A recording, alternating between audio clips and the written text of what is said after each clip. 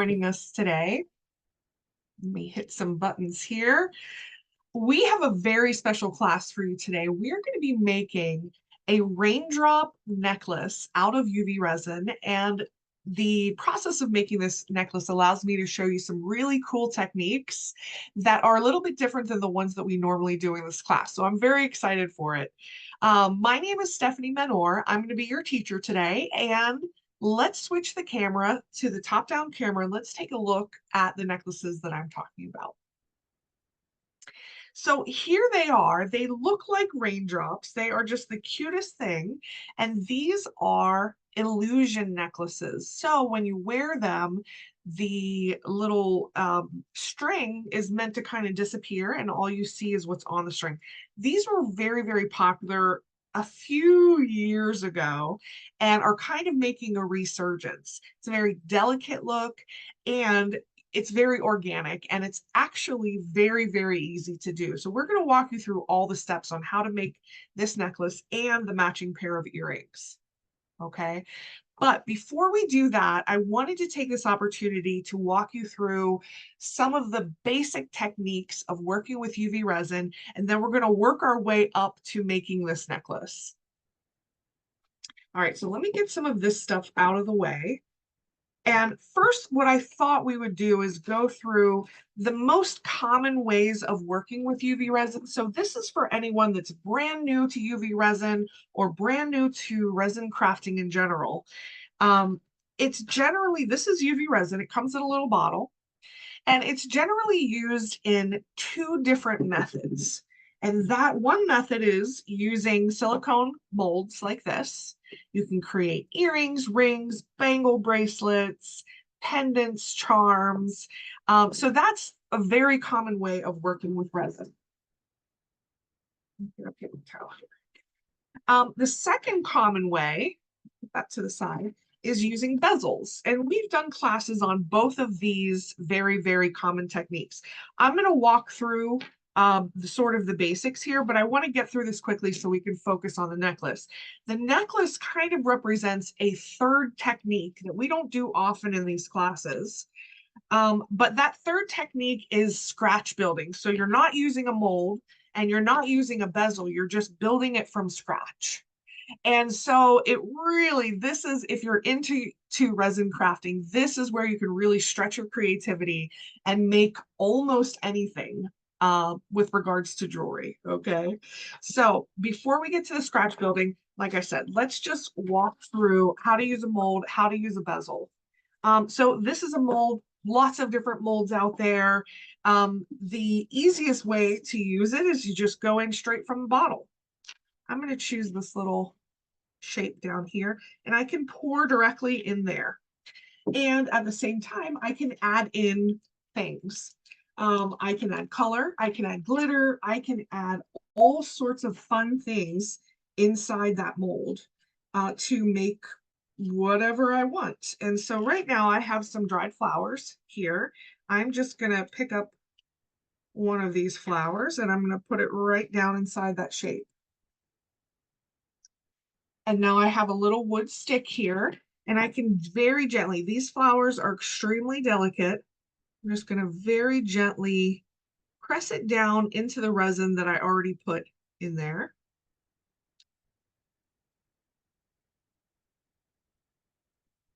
And I'm making sure that when I placed this flower, I didn't trap any air under there because that'll give us an ugly air bubble and we don't want that. Okay, so now I can fill that up with resin and start to cure. But before that, I just wanted to show you, if you want to mix color in, if you want to mix glitter in, you need to use a little silicone cup. So we're using a lot of silicone things. The mold is silicone, the cup is silicone. Actually, this blue thing underneath is a silicone mat. And we use silicone with UV resin because it doesn't stick to it when it's cured, like so many other things. So let me show you. If you want to add glitter or color, you can do that in a little bowl.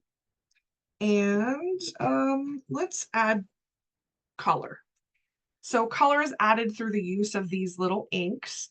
Everything that we're showing you is available at Michael's in the jewelry making aisle or on michaels.com. So I can add a little bit of color. I could add some glitter to that if I wanted to. I have some kind of white glitter. And I'm going through this really quickly just because I want, for those of you that are brand new, to understand how UV resin is very commonly used. Okay, so let's mix this up. We have a pretty orchidy type of a color, and I'm just going to fill that into the back here.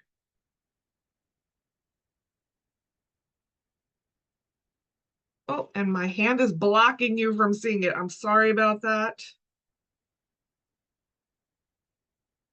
So now I'm just making sure that the whole mold is filled. Kind of go around the edges, making sure we got to all the edges.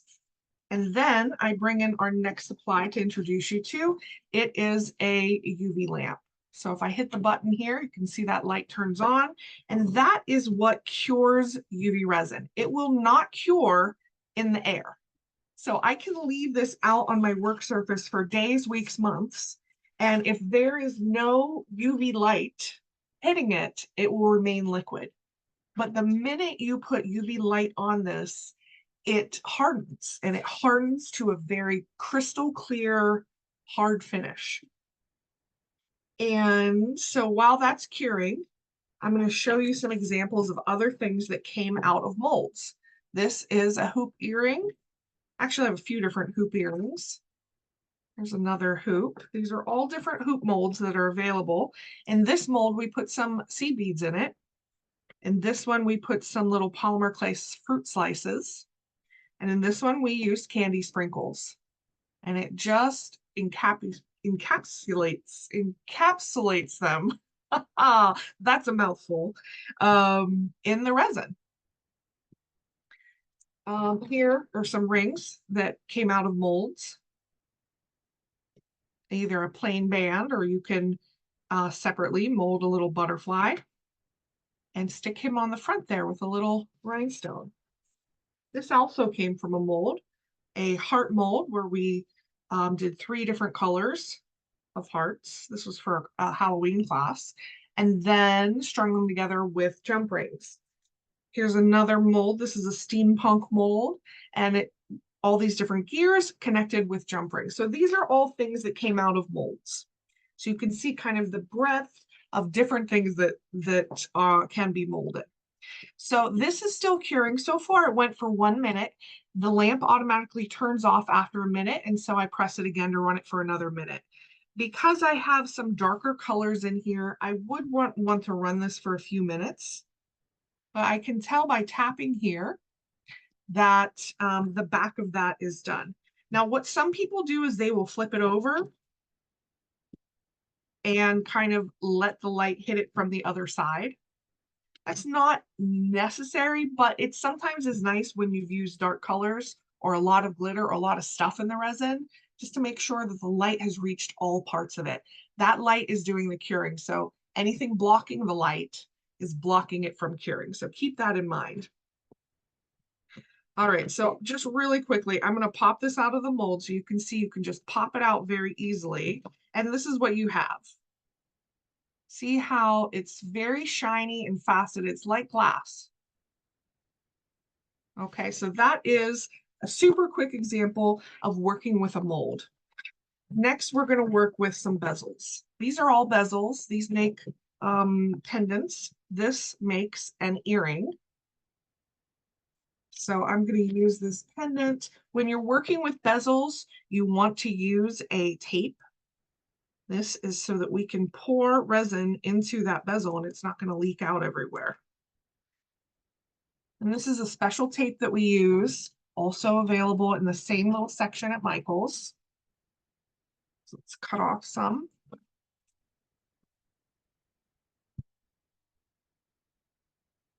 And you want to set your bezel down on the sticky side of the tape and make sure that it is stuck.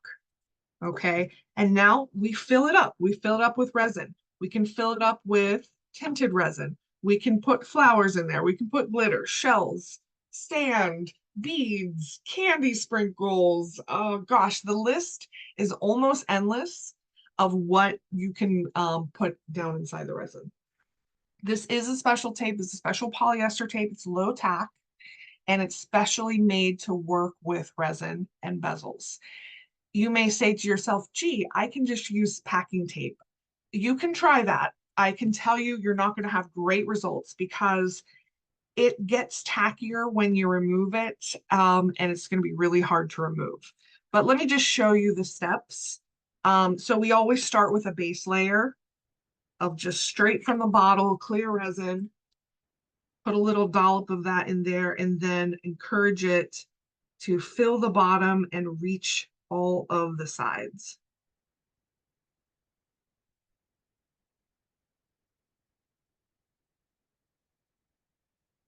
And we always want to cure that for a minute, and that locks it in place. That just makes sure whatever we put on top of it is not going to leak or seep or move anywhere. It's going to stay in place. And while that's going, actually, I'm going to move it off to the side because these UV lights will cure my resin. Like, for example, this little bit of resin I have left, it will cure it in place, and I don't want that. I'm just going to add some more clear resin to this and stir that up.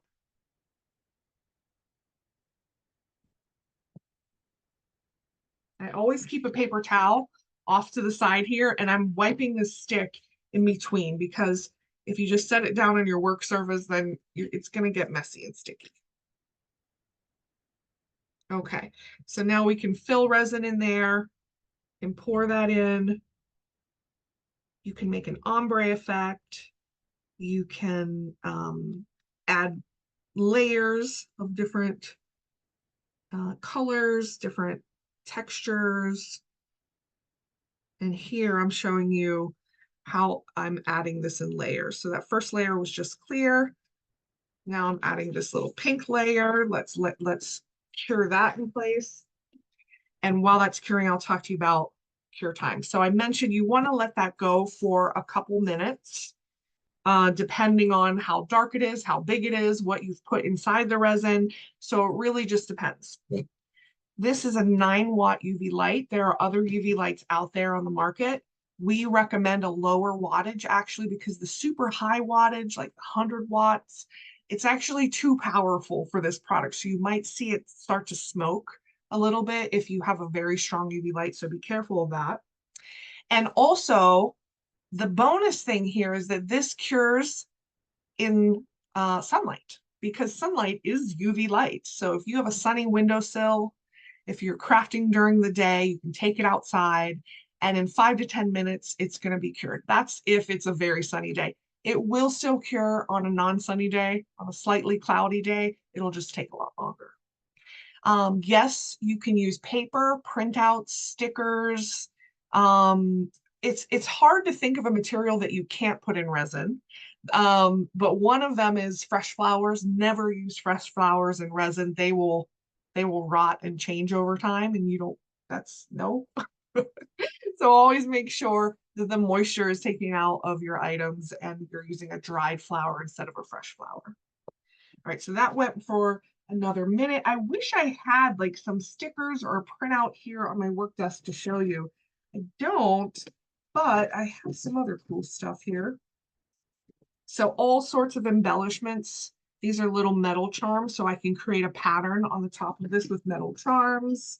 Let's see what else I have. These are those little polymer clay slices. We can create a nice pattern on there. So really, the possibilities are endless with resin. So I'm not going to actually finish this piece. This one I would consider to be partially done. It's not all the way full. You can see it's maybe about halfway full, but I would kind of keep adding layers, making a design, adding flowers, whatever I'm going to do to it, and then finish with a top coat. Okay, so that is your lightning round of how UV resin is most commonly used. So now we're going to talk about our uncommon project, which is our raindrop necklace. This is sheer brilliance, literally. Here's the simple version of it. Yes, final layer on the top, and that just kind of seals in whatever you've done and just finishes and protects it. So here is a simple raindrop necklace. So we have all of these little drops. And here's what the back of the necklace looks like, this hardware. And this hardware, it uses some new techniques that I also haven't done in this class. So I'm excited to get to show you new techniques of ending necklaces. This stuff is classic and basic jewelry making techniques, and we're gonna walk through them. So the other things to note about this necklace is you do have a section of just plain monofilament, and then all of your little dots start. You obviously can control where that stops and starts. Here is the string that we're using from Bead. This is monofilament illusion cord. Okay, now this is, spoiler alert, this is fishing line. They're really the same thing. The difference is this is a wonderful product from Bead that comes in a very, very thin size here, 0.25 mm. So it's very thin. And so that's what helps it with the illusion of not being seen. So that is what that is. So this is kind of the simple version. The other thing I want to point out is notice how the dots are smaller here and they progressively get a little bit bigger and a little bit chunkier. So if I show this to you like on the side, you can see that they're a little chunkier. That is a design choice, but also it just kind of is more elegant. You have your bigger baubles in the center where they will be seen the most.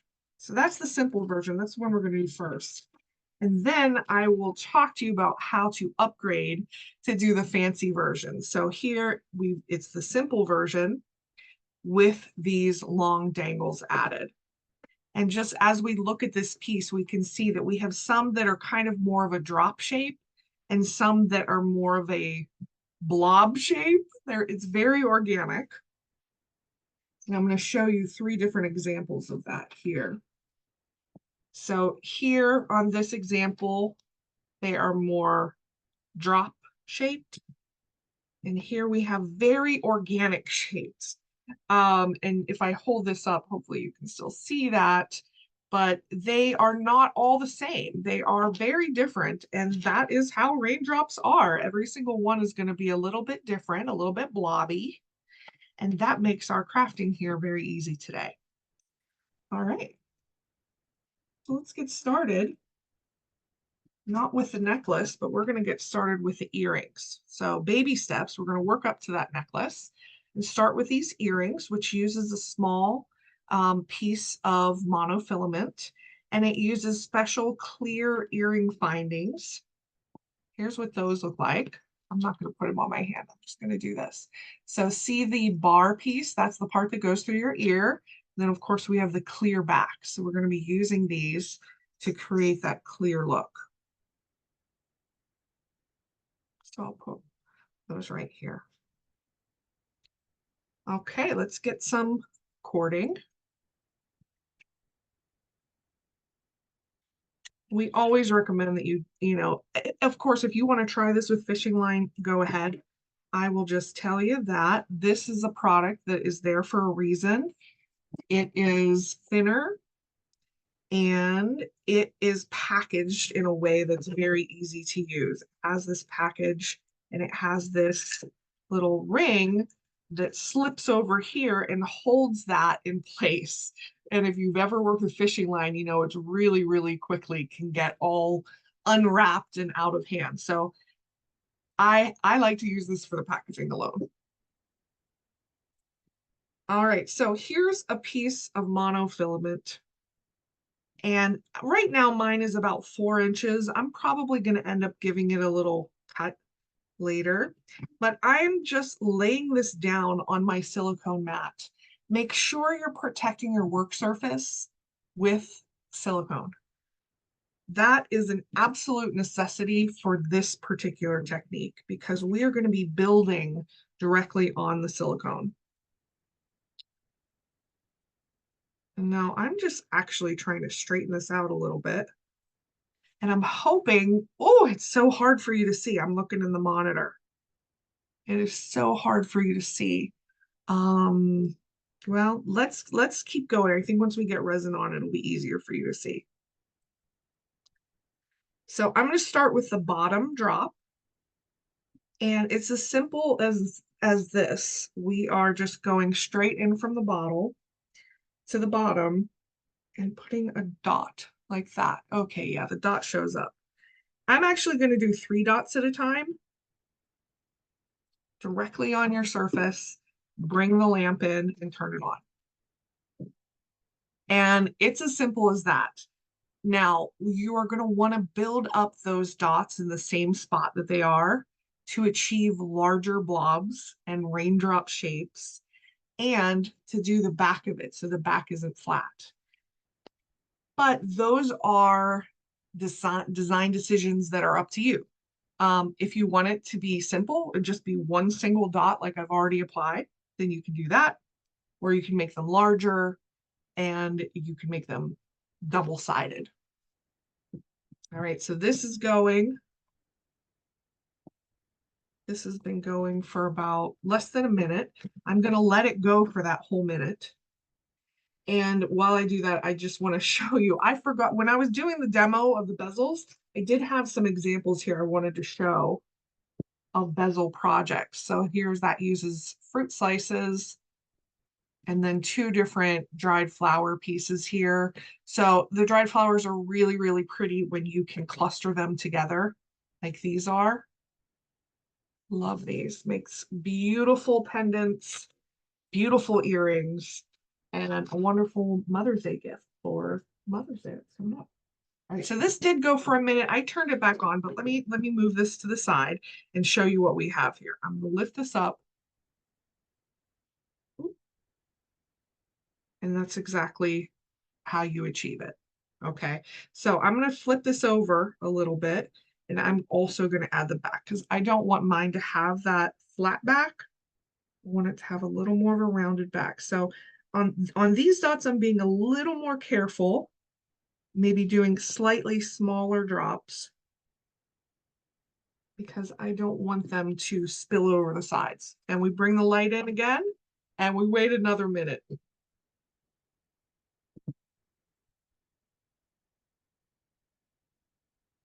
What else can I show you in the meantime? Okay, I know. So in the scratch building, I wanted to show you an earring that we did. This we scratch built out of resin, glitter, and a row of seed beads.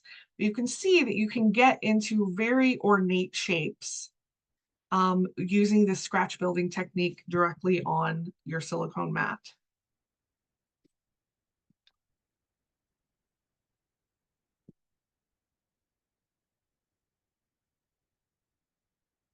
Here's one more. This is from a Halloween class that we did. This is a scratch built little ghosty earring. It's a stud earring. And that we just built up layers on a silicone mat. And these layers happen to be of white tinted resin. All right, so here's what we have so far. 3 little drops. And now I am going to add my top of the earring because I'm ready to kind of finish this off. I've decided my earring's only going to have 4 drops. All right, so that top of the earring is going to be here. I'm going to add a drop. And I'm going to take my jewelry pliers. I'm just going to grab the top of this little earring stud and place it in there and turn the light on. And I only have to hold this for maybe 10 seconds until it grabs on its own.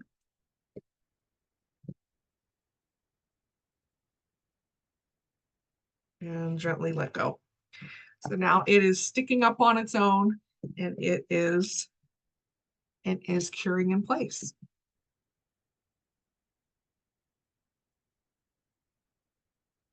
How about every time I cure, I just show you guys more stuff? Do you like that, or am I too manic for you here?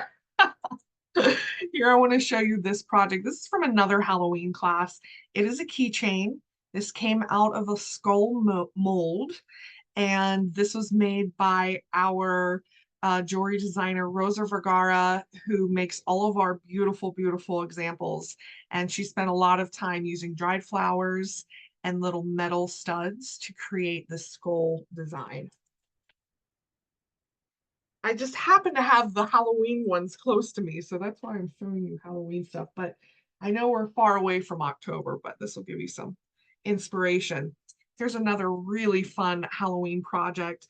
We've used a mold and then added a whole bunch of stuff on top of it. His hair's made of felt.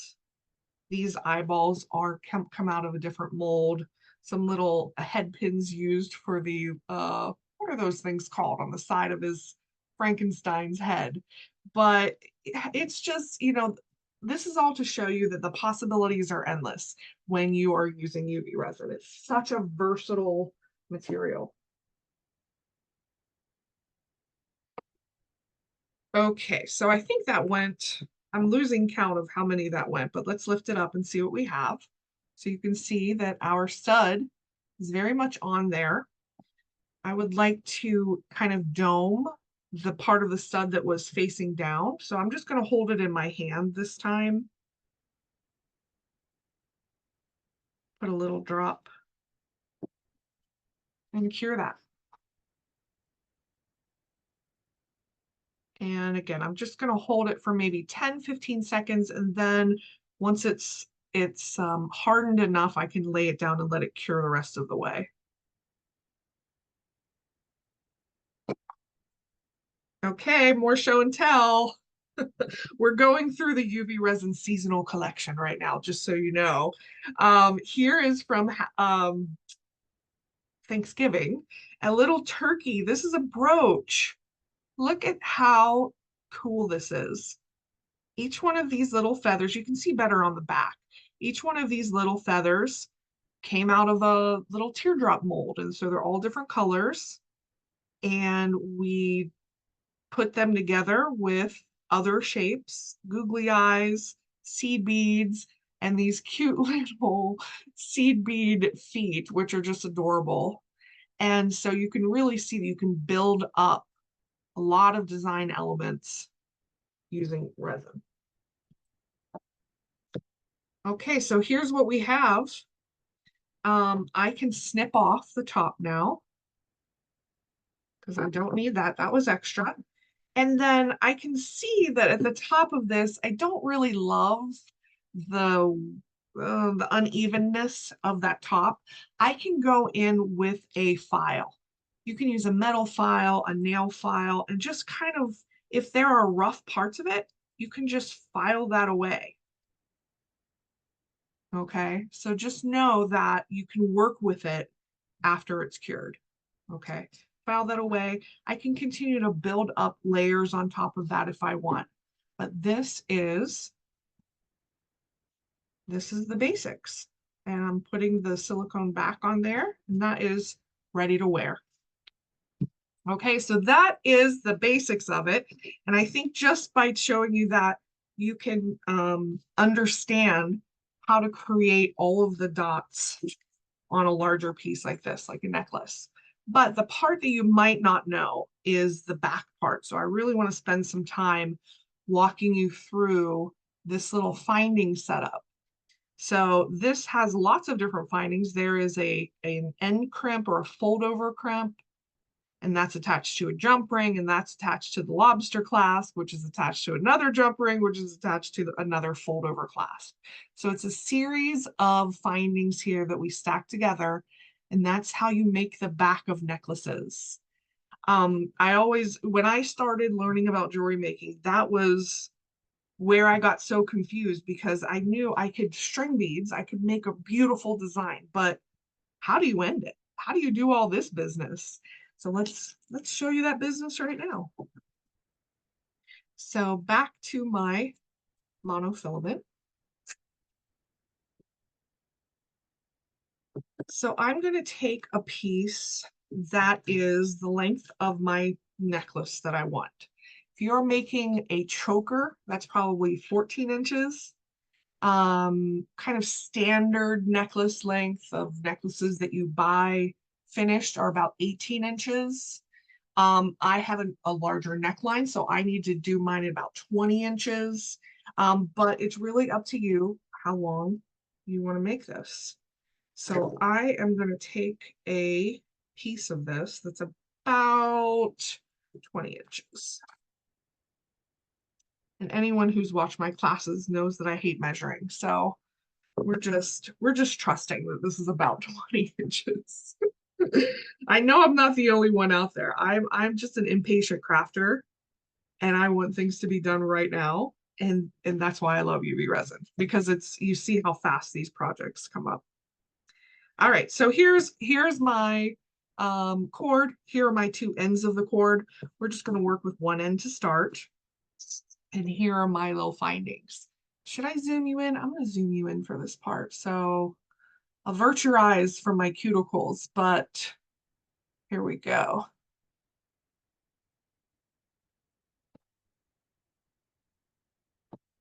All right, let's kind of dump these. So here is what that fold over crimp looks like. There are several different styles of this. This one is one that it's like a clamshell that hooks around something. And so I'm going to string that on first.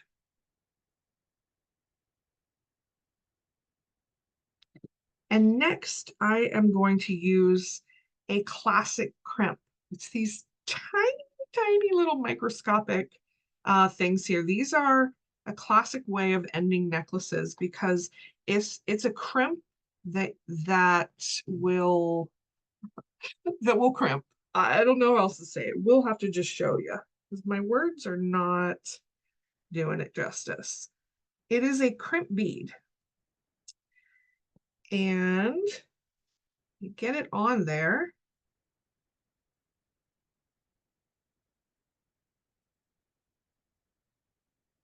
Okay, so there's my crimp bead. So the first thing I want to do is crimp that bead. And to do that, I use a special plier. Now you can use your regular flat nose pliers, but this is a specialized crimp plier. I'm holding it here so you can see what the tip of it looks like. It's got two different, it's kind of hard to see, but it's got two different channels in there where we can crimp. We're going to use both of them. So first I settle this around my crimp bead. I'm settling it into the channel that is closest to the hinge here. And so this is going to be a two-step process. The first step is in this back area, and I just squeeze. And what that back part of the tool does is it folds my crimp in half, like kind of a moon shape. Good Lord, these cuticles. We all have probably crafter's hands, so I know you guys, you get it.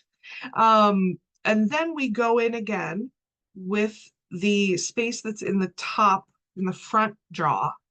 And I hope that you can see that I'm going in, I'm making sure that that moon that I created is perpendicular now to where I'm putting it in the front jaw. And what that does is it's going to fold over the crimp again and squeeze. Oh, I didn't get in there right. It folds over the crimp again, A, to really secure it tightly, but B, to smooth this crimp out so that it just like looks prettier. The looking prettier isn't so much of a concern with this particular project because we're hiding this crimp in the next step. But in other types of necklaces and there we go. So you can see it folded it over again. And I'm left with this thing. And it's on there. It's not moving. This crimp technique you can use with monofilament, tiger tail, string, thread. It's a very, very common way to end any beaded piece of jewelry. So now I've got a crimp there.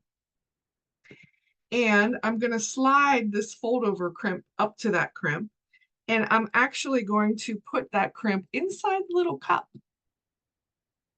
And then I'm gonna use my regular pliers here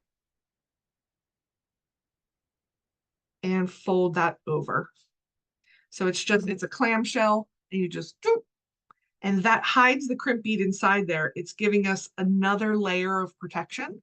So we know this sucker isn't moving. And then I can just cut off any excess tail that I have.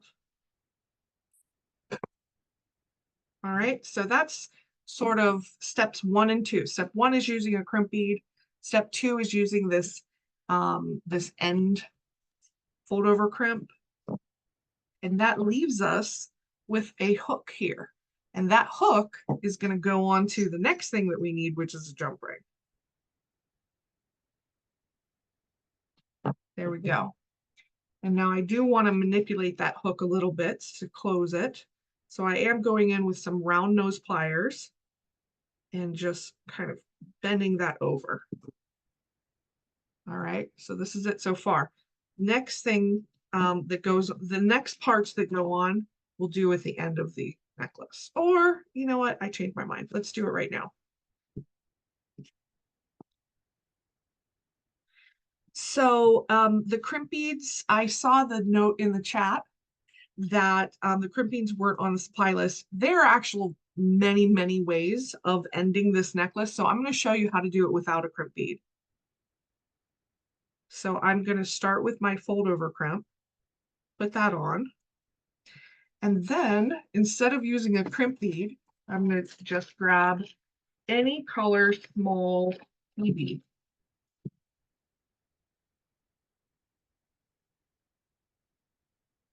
And the seed bead needs to be small enough to fit inside our fold over crimp.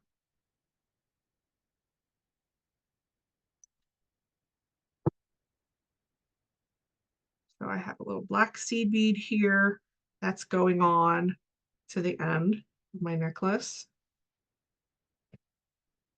And I'm just going to do a simple overhand knot. So like anything in jewelry making, there's a million ways to do one thing. So I'm showing you 2 different options, just in case you don't have crimp beads and you wanted to make this weekend. So I'm just doing a simple overhand knot and tying it twice.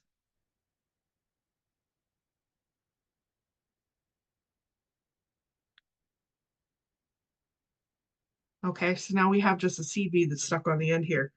Let me get that fold over crimp, slide that back, and we just hide that seed bead inside the fold over. So multiple ways of doing this. Okay, so that's crimped.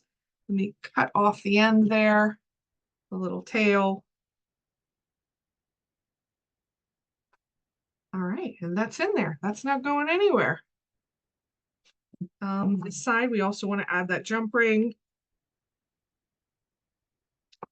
and use our pliers to manipulate the hook.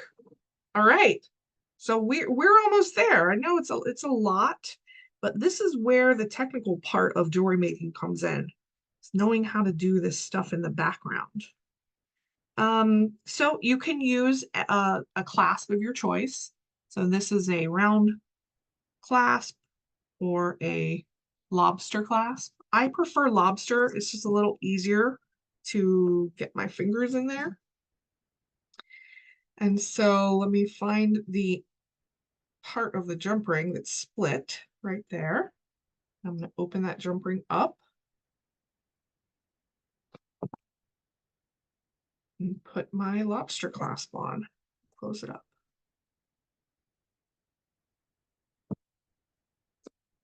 All right, here are my 2 ends, and they are going to be together now. There you go. So that's how you end any type of strung necklace.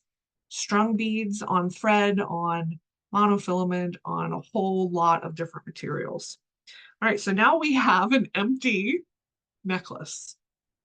And now we get to use our creativity on it, turn it into a masterpiece. All right, let's see. Now I want to do this so that you can see this well. So the first thing I'm going to do is find the middle. So I found the middle, it's right here. I'm gonna put that right there. And here's where you might want to use some pieces of Scotch tape. Scotch tape doesn't stick super well on silicone, but it's enough to hold it in place.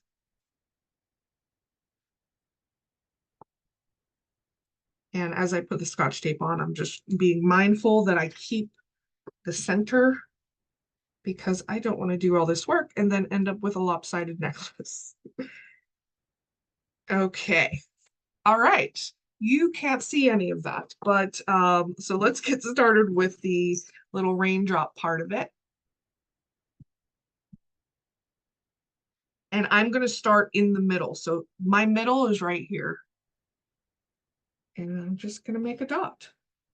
And I made that dot slightly off center. So I just moved the string a little bit so it's in the center of my dot. And I'm going to make 2 little dots on the side here, making sure that my cord is in the center, or maybe it's not in the center. Maybe it's along the edge. So let me show you this one. See these dots, the cord is through the top of them. So it just gives it a little different effect than the cord going directly through the middle. And again, that's a design choice for you to decide which one you like better. All right, that's going. Let us continue with our show and tell. And I'm going to show you the series of gorgeous dried flower hoops. So we have this wide hoop shape and then this like cut out. Now what's inside there is dried flowers. And these are teeny tiny little dried flowers that we cut up and made into flower confetti and then made this from mold. These are just the other 2 earrings. Love those.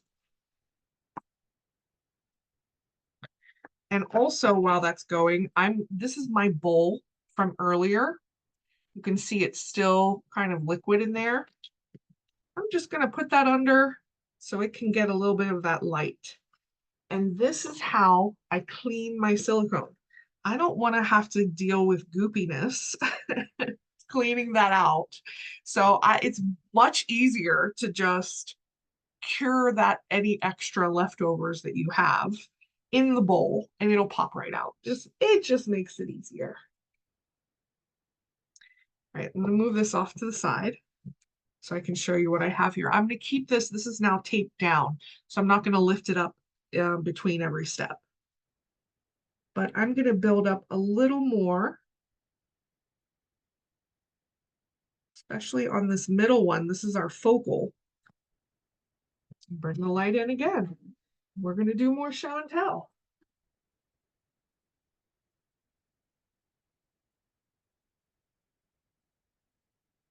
I love this one. This is a bezel piece. It's a gold bezel with gold glitter and gold metal pieces, but it all just kind of works together. These are some Christmas earrings that we did in one of our Christmas classes. These both came from molds where we used multiple colors of colorized or glitterized resin. And then so the top part is a separate molded piece and the bottom part is separate, and then you just connect them with a jump ring. Oh, I love this one. We just did this one in a class a few weeks ago for spring. This is also from a mold, and we put some dried flowers down inside that mold and then put white tinted resin on the back of it, and that just really makes those flowers pop. Love that one. Okay, moving on. Let's make more blobs. So I am trying to pay attention to the spacing of the blobs, keeping that consistent.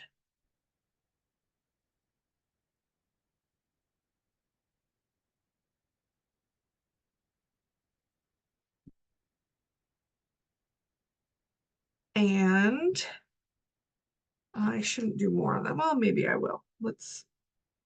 I'm deliberately putting these ones kind of below where that cord is And you can manipulate it with your wooden stick.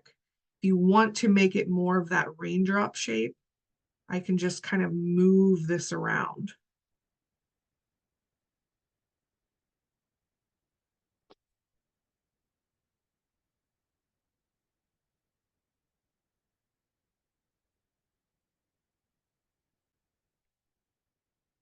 Okay, let's go. Oh, I lost my paper towel. Okay. All right, what else? What else? What else? Here is my bowl that I was just curing in there. So you can see I can pop this out now. And now, very cool, I actually keep my little scraps. I have a bag over here of all my little scraps that I scraped up out of a bowl or um off of my silicone mat. I keep these scraps because you can cut up the scraps and end up with little confetti that then you can use inside other pieces. This is a hoop that we made with just leftover resin confetti. And look what a cool, kind of like a terrazzo, very cool look that you can get from that. And you're not wasting any little bit of it.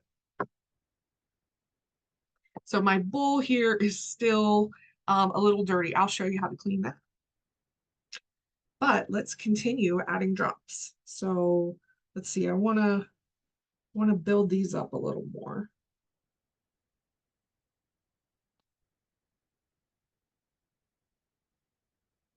And then I'm going to do a different technique where I start kind of off of the cord and drag it over the cord. And that's how you're really going to get a teardrop shape. And it's not perfect. It's never going to be perfect. Let's do that again. So I'm dropping it maybe 1/8 of an inch from the cord and then dragging it up to touch the cord. There we go. Tear that down.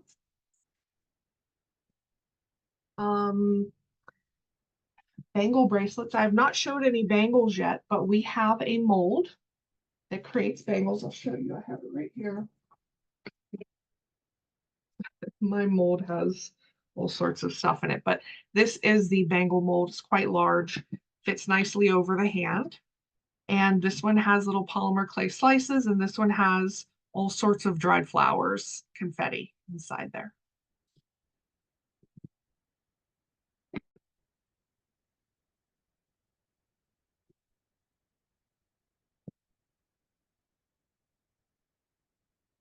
Now this next one that I'm going to do, I just want to kind of inspire you, hopefully, to try new things. So I'm not going to do it on this necklace, but I'm going to bring in another piece of monofilament here.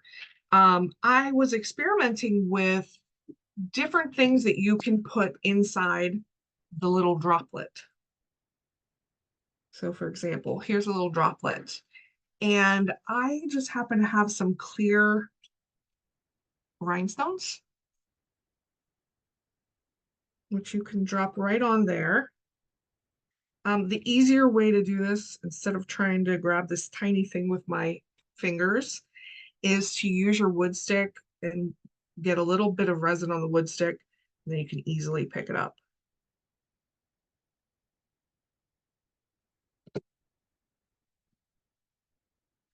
So that's if you want to add a little razzle dazzle to it. I'm going to build up these teardrops.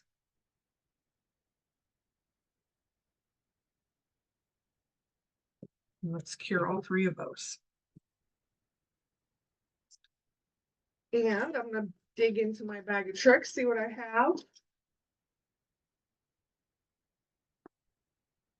Yeah, here's another example of using a background color in your bezels. So here the background is white glitter, and we have a very simple flower. This flower is the flower we use when we make confetti. So that and this are made from the same flower. This is what it looks like before we cut it up. Those flowers are available at Michael's jewelry making department in the UV resin section. Of course, you can dry your own flowers. It's almost summer. We may be, oops, I moved this. May be able to pick real flowers soon, but here is what that looks like with the rhinestone. So, just giving you options to try other things. All right, let's work on this side a little bit. And I'm trying to keep in mind these two. I'm adding off of the wire, dragging it onto the wire. I keep saying wire, but you understand that I mean cord. Hopefully. Okay. There's a better look of that rhinestone. And it could be a piece of gold foil, little gold flake. Could be a little sprinkle of glitter, a piece of confetti that you can trap in that and just design to your heart's delight.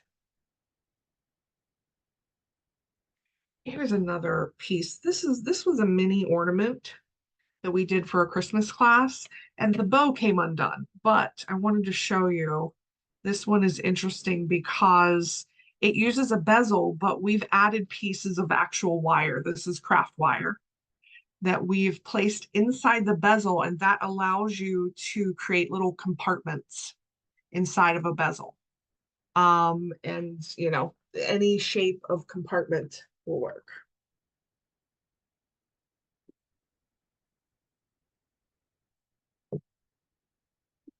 All right, I need a little extra dot here.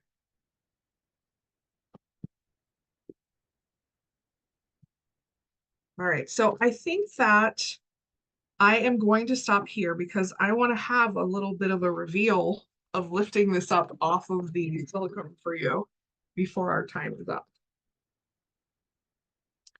And I will just show you one more little show and tell. This is another set of earrings that we made in a Halloween class. We made these spiders. Let me just show you this one. So we made these spiders. The little teardrop shape came out of the mold. And then we added these. If you see the back, you can kind of see how we added legs. So we took 4 pieces of wire. No spiders. Uh-oh, we have some arachnophobia people here. But these are really fun at Halloween time. And you can see now, I hope that you can see, just with the skills we did in this class, you can build up to making really cool themed things like this. Okay, so that went, I'm just going to touch to make sure that I cured everything and not one is sitting there wet. And I'm going to lift up my pieces of tape.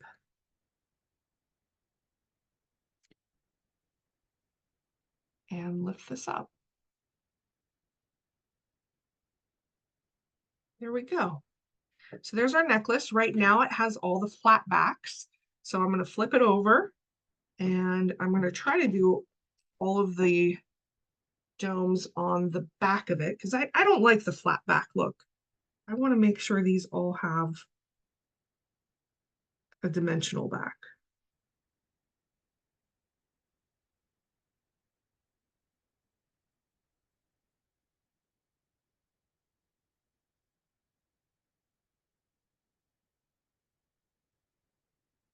All right, let's cure those all at once.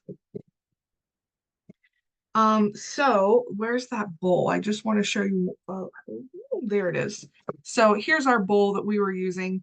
We cured it in place, we popped it out, but there's still a little bit of messiness in there. The easiest way to clean that, Scotch tape. Just pick that up like you're picking up lint off your clothes and they'll come right off.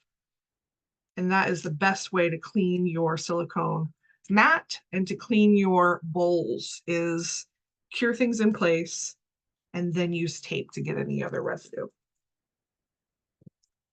All right, guys, we are nearing the end. I want to thank you for joining us today, making it to the end. I'm just going to let this go another few seconds and I'll pick that up and show you the final reveal. We do UV resin classes every month and polymer clay jewelry classes. If you're interested in trying polymer clay, check us out on michaels.com in the classes and events tab, and you will find our classes. And here's the reveal. Now, if I wanted to have those dangly bits, I would just create separate dangly parts like this, just like I made that earring in the beginning, and just attach it with UV resin as using it as an adhesive. Okay, so you're building up on the basics here. I hope that I was able to inspire you to get out there and try this material.